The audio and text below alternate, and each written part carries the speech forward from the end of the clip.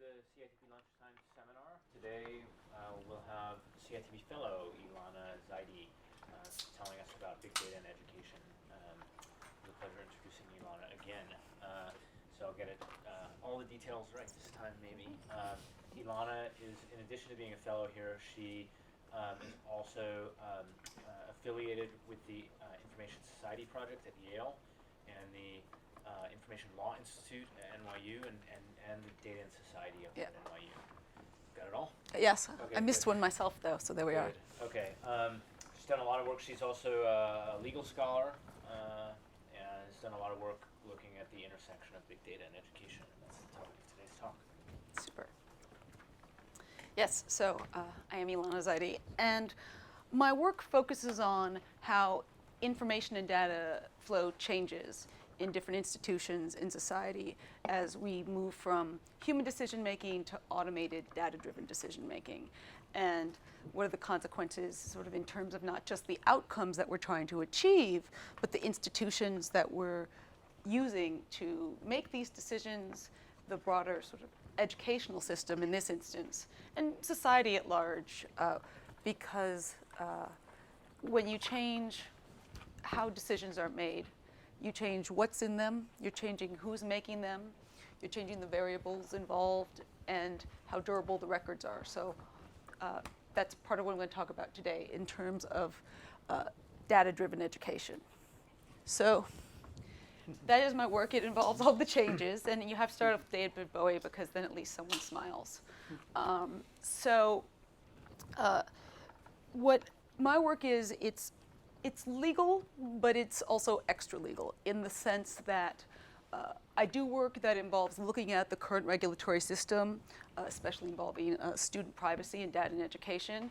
But there isn't a lot of it that is applicable to sort of the more nuanced issues that you get to with big data algorithmic decision making. So what I end up doing is also thinking, well, what are the systems governing these that may be informal, that may be on an institutional level, organizational level, and what are the ways that we can think about creating systems to be sure that the use of data in education and the rest of society ends up being accurate, equitable, and promoting the broader goals we want for the education environment and democratic society. So it all starts, so we went from the student file, which is paper, to the cloud and big data. And that really caused a shift from having education records that were paper files to student data, which is portable, interoperable, instantly transferable, durable, and you can repurpose it for all sorts of cool aggregation and mining. It's all fantastic. You can discover things you never knew were there. And that really changes how the current law applies to data, because the law is designed for paper records, a record that's discrete, a record that a human can understand when they look at it, and a record that a human has to give and share to another person. It's not designed especially for a system where you don't have to, where the information is already extracted from whatever it's stored on. And that's really important in terms of the oversight it creates. So FERPA is a statute that governs the Student Privacy Statute, the Family Educational Rights and Privacy Act. It's the federal statute that governs student privacy. It is currently in the process of potentially being amended. It is belabored and criticized because it doesn't actually provide a lot of actual oversight about what happens with data in educational institutions. It only applies to federally funded schools, so that means it doesn't, private schools that don't have federal funding or receive students who have financial aid are excluded, and a whole new crop of what I call independent education providers are also not under its purview. So that would be MOOCs, that would be your education apps, that would be Khan Academy. All these private systems that aren't in the traditional education system don't come under its purview. And the statute was created in 1974, and it focuses on how schools disclose information. And so that was fine at an era when people were worried about the law enforcement officers trying to collect information sort of during the Vietnam War and radical students, monitoring radical students. It's not the same when you have millions of data flows, infinite variety, infinite number of channels for the information to flow out of, and in its attempt to create oversight, it's more fictional now than actual. It requires consent or school authorization for disclosure, and that just isn't really manageable. It's like terms of use, which no one reads, including me, privacy expert. So the rise of these new sort of unregulated entities are like MOOCs, so massive open online courses. But I'm now referring to them more as virtual learning environments, because MOOCs meant something fairly specific. It is used now to talk about sort of digital interactive learning platforms, but it technically stands for massive, open, online, and courses. And you now have lots of educational platforms that are data-driven that are not any of those adjectives. So this is more encompassing. So it does encompass things like Khan Academy, which bills itself as a tutoring system. It covers e-textbooks that are interactive. So it involves digital interactive platforms and that are oriented towards learning whatever one considers that to be. So the big thing here is that we're now moving to personalized learning. And so we have systems that don't just deliver like a lecture or video, but that take in information from the student at a clickstream level and then make pedagogical decisions accordingly. There are levels at which things can be personalized. It goes from the very basic to the quite complicated. So it can be personalized based on like, hi John, how are you? Would you like pink or blue? It can be self-paced. So there's a lot of talk about Facebook's creation of tools for summit schools. And they call that personalized learning. What it is self-paced. So there are different units, concepts basically, and students go through the concepts at their own pace. So they can take a test 4 times until they pass it, and then they move on. So they're not caught with doing what the rest of the class is doing. You have systems that will create content and recommendations based on what students do. They get something wrong, it adapts, it provides a hint, it doesn't move them on to the next level. When they get it right, you can move on to the next level. Adaptive assessment is in there too, in the sense that there are tools which will change what questions you get based on your answers. And now we're moving to smart or intelligent tutoring systems, which personalize on a different level. They use algorithmic models and predictive models they create a domain of knowledge that is currently often discussed in terms of competencies. They have models for users. They have models for the tutoring systems in terms of what patterns create what responses. And it's a constant feedback loop that's going on there. So in these cases, you have pedagogical decisions that are being made algorithmically, and you're also having the evaluation being done automatically. So this is actually just a semi-blurry slide of what the self-paced technologies look at the summit, the Facebook school. So those represent progress in different areas. Those would be concepts, which doesn't have to consider now. So the recommendation systems I already discussed. And the important part now is with embedded assessment. So what these personalized learning tools do is the flow of information in traditional education environments in a classroom is a teacher is monitoring students. She's observing them, she's getting feedback, a lot of this process subconsciously and intuitively, and she adjusts her decisions about teaching accordingly. At the end of the semester or at a chapter, she gives students summative assessment, which is basically testing what they know, a summation. And that's translated by an institution into a grade or credential, in which case that information we have traditionally considered shareable, sort of information that is open to the public at some point.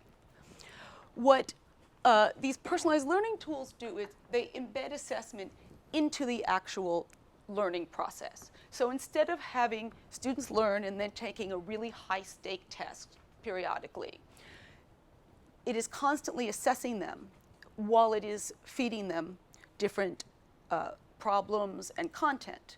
And it's by creating these learner profiles that keep track of various competencies. So you can do these fractions, but you can't do this multiplication. And that adjusts as students move onwards.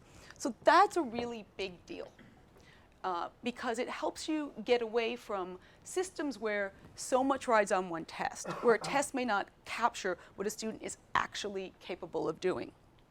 And people think it will help in the sense of being more accurate, and it also gives teachers a lot of really good feedback themselves if the technology displays it about where students are along the system. They can have a really precise diagnosis. My favorite is one that determined students were failing chemistry because they didn't adequately learn an algebraic concept 2 years before, and they could just go back and trace that. So this is creating competency-based education. The idea is that instead of measuring learning by class hours and degrees, you do it on competencies and skills. And these are competencies and skills that are created by the technology. So there are knowledge maps created by, say, a company like Newton. And it has all these different concepts and what these specific learning outcomes you're trying to achieve. And it works back from that. And in the most expansive version of this, people want to take competency-based education and literally have it replace degrees. So instead of having a master's, you can learn skill set A, B, and C. And that will be on your record, and you can show that to employers or other educational institutions. And they can hire you based on the mix of what they need. It's particularly well suited for technology and helps, people are predicting it will be very useful as we go to a world where work is more of a gig economy. People have to negotiate with a lot of different potential employers or clients. And as robots start to take over the world, when people have to reteach themselves, keep their skills up. So this is a way, at its most broad, it would be incorporated into basically everything, in the sense that you wouldn't just earn competency credits at school. You could earn them while you're employed because you gain knowledge then. And in the really ambitious systems, there's one that's called Learning and Earning is Earning, which is my particular favorite. You can get credit for informal and experiential learning. So that was really started, those ideas started by the military originally, 50 years ago, as ways to give people credit for the things they had done. And this would just expand upon that.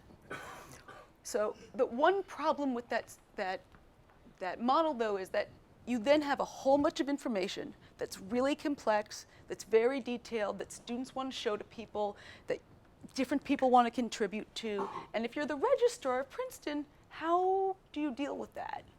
And the answer is people don't want to have the registrar deal with it. They want to disassociate the student records from the educational institutions and have it follow the student, or have the student be in control of it. This is called different things. Sometimes it's called data backpacks.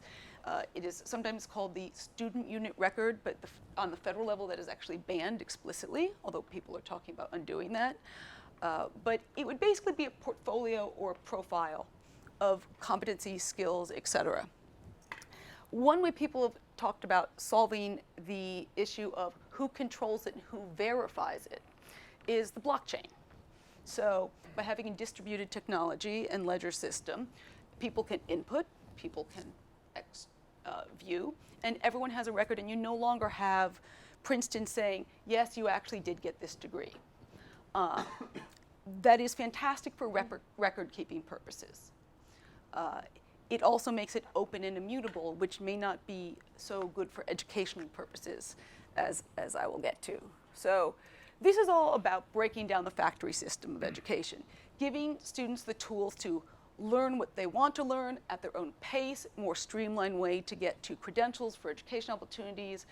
It really has tremendous potential. It also has secondary potential in terms of informing how people teach. It will contribute to learning and cognitive science, how institutions create curricula, how they recruit students, Many schools are now using predictive models to see who they should market to and who they should admit. And it will trickle people. When I talk about education, people sometimes say, it's schools, who cares? But not usually the people with children, though. But it's important because it does end up shaping how hiring happens and how the labor market works. So when you break down the factory model there, you are sending out a lot more specific information to employers about what candidates have to offer. But, and there's always a but because I'm an academic and a lawyer. So there are questions. The rise of data in education goes against traditional expectations. Education has been very personal. It hasn't been able to scale. It hasn't been particularly data-driven. That's because it was very, very idiosyncratic, and most of the observation had to occur in person.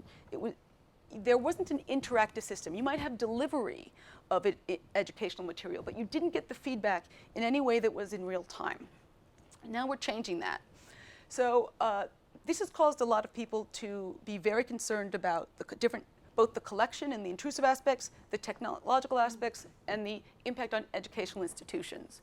So people wonder about the pedagogical efficacy of these tools, the outcomes that they choose to move students towards, and they worry about use and purposes outside of education. So for example, there's a lot of concern about for-profit motives in education and having profit. A lot of the providers of these tools are profit-driven institutions, and that means they may occasionally have priorities that don't match those of providing the student with the best learning experience. The recent reports about for-profit colleges, for example, have been rife with examples where education was funneled into marketing instead of actual education. So there's a lot of movement right now on the state level to create rules about data. These are based on 3 different regulatory models. One is back to consent, which I think is idealistic at best, given the amount of data that is flowing and the complexity. There are ones that are just prohibitions. You cannot collect biometric data, except that creates a problem when you have special needs students. So a lot of those have been really blunt objects that are going to be and have been sort of changed over time. And the most recent trend is confining the use of data to educational purposes, and that's the solution. That's the way we're going to make sure that data use is fair and good for students and good for everyone. I think that's problematic.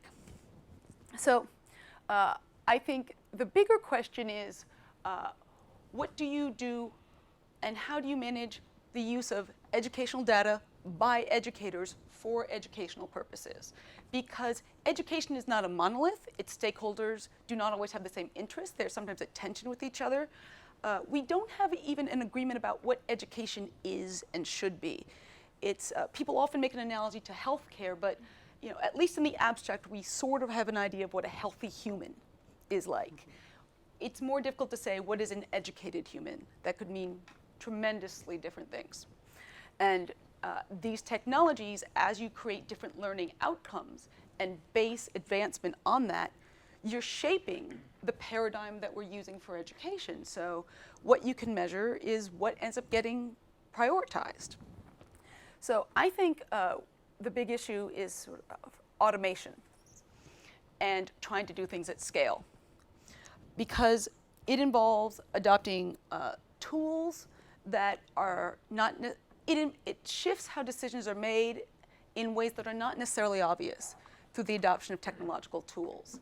And in that way, may inadvertently make decisions that are really significant about students, specific students, and the education system in general, inadvertently, without really having an explicit conversation among stakeholders in society about what we're doing and why. So first, as many people in this room are familiar with, algorithmic and automated tools, big data has inherent problems in the sense that it can re-perpetuate bias. It is often the black box and difficult to look into, can have disparate impact depending how it's implemented, even if it's ostensibly neutral. these are sort of the more micro questions in terms of, is this going to get this right for this specific student? Or as we were talking about recently with machine bias, is it going to merely perpetuate cycles of injustice because of the data or the structuring of the algorithms? There's also concerns about sort of persistent labeling and institutional misuse, in the sense that if you have a marginal student, is the institution incentivized to keep that student on and spend resources on that student and have that student's performance be included in their accountability metrics for policymakers and their US News and World Report rankings? Or do they have an incentive to perhaps push that student aside and funnel the money towards students who are more predicted to be successful? I think that's a way that there's an educational use that is an ethical question that's problematic.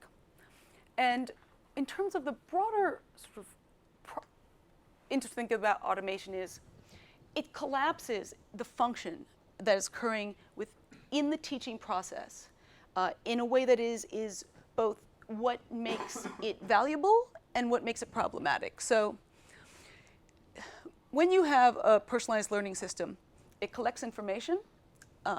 It creates this embedded assessment. In traditional classroom, it would be used as feedback for teachers to make decisions about what to do next in the teaching environment. The teacher would then create a summative assessment that was the sort of higher stakes one that mattered in terms of gaining credit and moving forward. And then the institution would create the credential and the transcript, and the student might create a resume. This collapses it all to the same instant and moment. You're collecting the data and parsing it, and moving it into this learner profile that's dynamic. And that is creating essentially an assessment at every moment, which is fantastic in the sense that it's embedded and you don't have to separate it out from instruction and make a big deal test. But it could also be the opposite, and it makes every moment into a test. So everything you do in every moment, if you answer your question in class here, in a physical classroom, I'm guessing that in most circumstances, that is not recorded. And that's not included in your final grade. In these systems, everything a student does on the system, which includes digital interactions and increasingly physical, sensor-based sort of information from the Internet of Things, is included in what is their grade, what is their credit, what is their resume. So there's the potential for very small actions to seem like they have very high stakes. A student I spoke to who was at Summit took a course. He's a very good student. He's having some difficulties with their system and figuring out how it works for him. And he's taken one test 7 times to try to move by. And that worries him.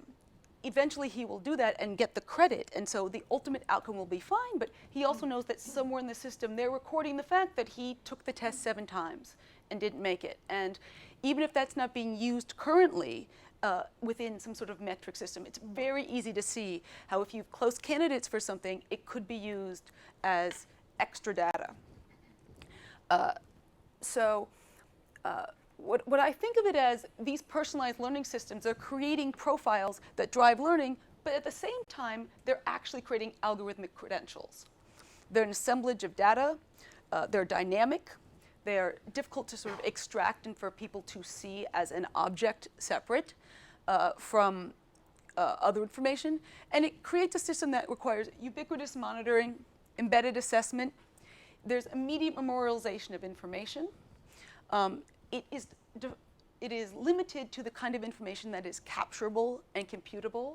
So I've met people that say that they can create computer models of creativity. I'm not sure about that. At least I'm suspect, but I would love to be amazed. And it's also hard to get longer term impact in the sense of more mature growth as opposed to immediate recordable learning outcomes. It creates methods for decontextualized decision making. In a classroom, I can look at a student and see that they're sick, and perhaps somewhat discount their answers for that day or their lack of participation. You can't do that on an automated system although perhaps as we move into more visual-based things, some of the information will be translatable, but I think we have a long way to go before machines that can do it at scale themselves without human input can create all the meaning making in an effective way that teachers do. And especially if we're moving to record systems where it's the blockchain, they're permanent. So everyone says, blockchain, immutable records. Yes, immutable records. And do you know what that means? It means there is an open access, permanent record of everything students do. And the proverbial permanent record will become real at that stage. And while that is very useful on an administrative level, I am not so sure it is good on sort of a psychological or pedagogical or social level. Because, and I missed some very fun slides, so we're just going to go through them very quickly. So this is pervasive monitoring, because why not have Daniel Craig? But so the problems with these systems is they have effects not just in terms of their learning outcomes they achieve and the educational outcomes they achieve, but the very implementation of automated algorithmic credentialing systems themselves. Because as I said, sort of the personalized learning systems are the same thing as the credentialing system. And I actually will know, because I may anticipate a question here, that a lot of educators and researchers say, yeah, but we're going to use this diagnostically. We're going to use this to help the student. I think that is true. And I really believe that of the people I speak with. But I also believe there are institutional and political incentives to use information that is originally for diagnostic purposes for accountability and metrics purposes.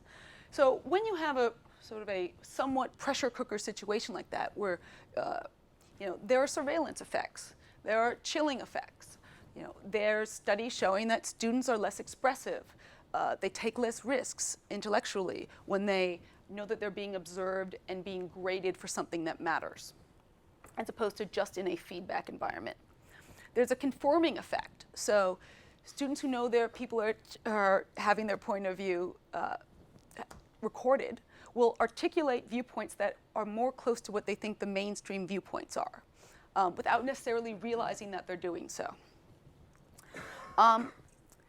There's questions about how these tools, how predictive tools will be used here, and whether they will simply recreate the inequities we already have because either certain aspects of the population can't interact with these tools as well, that certain parts of the population only get automated tools as opposed to automated plus human evaluation, and as I said, in the technology themselves. But on a really big level, it's about what counts as education. So when these personalized learning systems and these competency-based education tools define competencies, when they define what the knowledge metrics are and they define what the outcomes are, they're actually creating what education is. It is certainly possible to use them as a tool, as a supplemental tool to other parts of the system, and have both your learning outcomes saying that you can do this algebra, and I as a teacher will also promote your creativity. But I think in a world of scalability and automation and low resources, it's very tempting to have, and very easy to have, the metrics be the thing that wins the day, and the things that aren't measured be the things that are not prioritized within the system, or only prioritized for those with the resources and privileges to be able to afford taking time out to take care of the things that are extra. An important part of this is who gets to decide. So, yeah, so that's just fun. So in these systems, I have not met the Dr. Evil, in ed tech yet. Well, I might know one, but aside from him, most people I speak to who are putting these tools in place are idealists. They might be teachers themselves. Often, if they're in for-profit companies, they're not, however. And so we have debates in larger society about what education should be about. Is it about getting a degree to get a job? Is it about Dewey's version of intellectual self-fulfillment and exploration? Is it about having is it the labor market, or is it about creating a citizenry that is tolerant of different viewpoints, that is able to self-govern? These are tensions within the system. But those tensions end up getting worked out invisibly when they're encoded into technology. So again, what happens in the technology creates rules for what happens in the rest of society, and it's not always obvious in the implementation that that is what is actually occurring. So what I would say is ways to move on from here are, as always, sort of transparency. Everyone likes transparency. Transparency is good. Transparency is really important, actually. It's important to know who is making decisions, why, how. It's really important on a level of both stakeholder trust and governance, and in terms of creating the larger policy models we want. Transparency needs to be about not just what happens in technological systems, but how it's used. And I think it's going to have to get to the point where people are going to have to be able to describe to regular humans what happens with algorithmic decision making. Because you're going to get a parent who says, why was my student not moved to the next level? And it's not particularly helpful to just say the algorithm told me so at that moment. And that's something that happens when you, one thing that's really important to remember about these automated systems, when they shift the decision maker, it's not just what entity is making the decision, school teachers versus Google versus Newton versus whatever. The decision making moves from the immediate sphere, or relatively immediate sphere, where someone is approachable and students can exercise agency and students or parents can create some sort of interpersonal dialogue for more accountability for the results, to a remote computer somewhere in the cloud, who the hell knows what it's doing.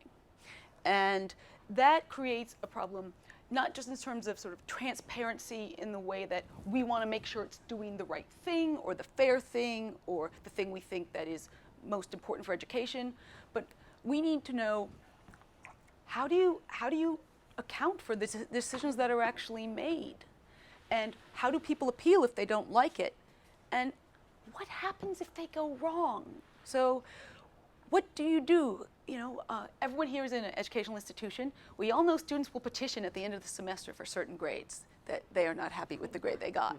What happens when that's an algorithm? And that's fixed in time, and it's already been captured on the blockchain. That creates a bit of a problem, especially, and I want to say that it's especially important to consider these issues within the context of the education system. At least the traditional values of the education system have been about creating safe spaces that encourage risk-taking, intellectual risk-taking, where students can, they feel safe that not all of their actions have immediate consequences. It is called the ivory tower for a reason. And when you look at education and you look at these tools that are being imported from other environments, it's very important to consider how this affects that, how this affects student safety, educator safety. You know, this impinges on sort of traditional academic freedom in a way that is really interesting, and it means questioning just importing the tools themselves. So it's all of the individual parts and pieces of this are very important in terms of how the technology is built, how teachers use it, how institutions use it, how policymakers use it. But it's also really important to consider, do we want these tools at all? Or do we want to limit them? Or do we want to limit the things that they count towards? Or do we want to restrict in some way the information they can do or the choices they can make? Do we want to create silos on purpose or retention limitations in order to try to counterbalance some of these potential effects? It's very hard to do this because education institutions are very heterogeneous. They often have sort of their own idiosyncratic goals and student body and values. So it's very difficult for, at the federal level or state level, there to be any rules that have heft in them, that aren't just lowest common denominator and can account for all these nuances. So there's been a movement towards more sort of ethical decisions. And they're on both companies' part and researchers and educators' part. It's going to be interesting to see how they develop, but I think that the key for those systems will be to have transparency and accountability. So right now a lot of systems are putting rules and ideas into place. You must be concerned about fairness. You must be concerned about this. But without the accountability, I think that people won't trust that it's working. And people won't be able to see what's happening in a way that will ensure them that it is being fair. So I leave you with the question is, heretical as it is, could less be more? So are we, in education, are there situations in where we might want to reduce the collection of data? We want to limit the granularity of the information by which we're judging students, so that question that they answered wrong isn't counted in sort of the larger picture. Do we want to maybe create ways that at the 6th grade, your record stops, and then you can start anew in 7th grade? That creates issues with longitudinal data decision making, and some people want that information to be moving onwards.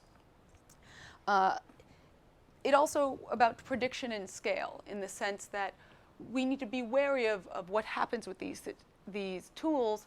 And while there's currently a model that is based on, well, you can consent, you can control, you can decide who wants to see what, I think there's tremendous pressure for more data about you, more transparency.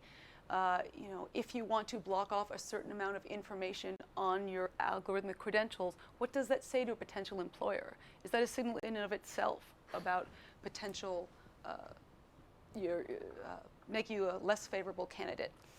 But it's hard to do this, and it's kind of a downer, because this data can do so much good, but that is the tension that I am trying to work out in some ways in my future work. Thank you.